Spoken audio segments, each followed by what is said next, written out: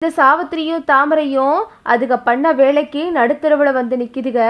சோத்துக்கு கூட வழி இல்லாம இந்த தாமரை வந்து காலை நொண்டி நொண்டி ரோட்டில் நடந்துகிட்டு இருக்கு.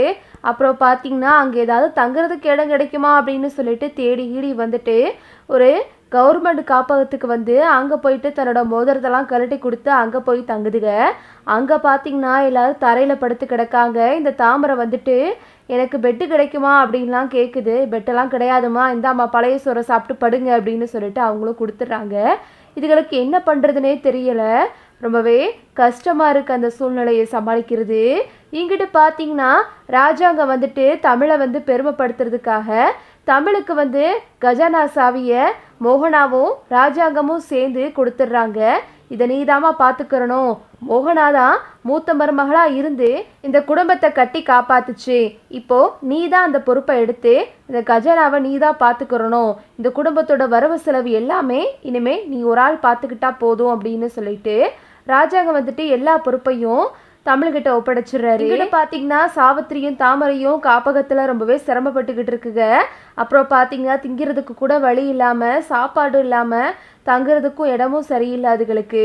அப்புறம் பார்த்தீங்கன்னா வெக்கையாக இருக்குது. நைட்டு ஃபுல்லாக தூக்கமே வரல இந்த தாமரைக்கு. அப்புறம் பார்த்தீங்கன்னா மறுநாள் ஆகிருது.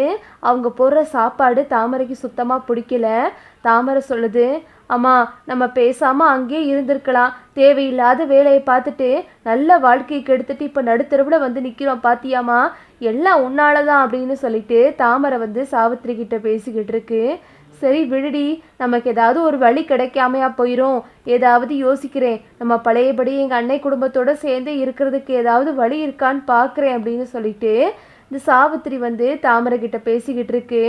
தாமரை பார்த்தீங்கன்னா இது இனிமேல் வேலைக்காகாது, எங்கள் அம்மா சொன்னதை கேட்டோம் அப்படின்னா எதுவுமே நடக்காது, இனிமே நம்ம வாழ்க்கையில் சேது மாமாவும் கிடையாது, எனக்கு கிடைச்ச நல்ல வாழ்க்கையும் எங்கள் அம்மா கெடுத்துருச்சு, இனிமே நான் இந்த உலகத்தில் இருக்க மாட்டேன் அப்படின்னு சொல்லிட்டு அந்த காப்பகத்தோட மொட்டை மாடியில் ஏறி போய் நின்று தற்கொலை பண்ணிக்கிற போகிறேன் அப்படின்னு சொல்லிட்டு இந்த தாமரை முடிவெடுத்து மாடிக்கு போய் நிற்கிது.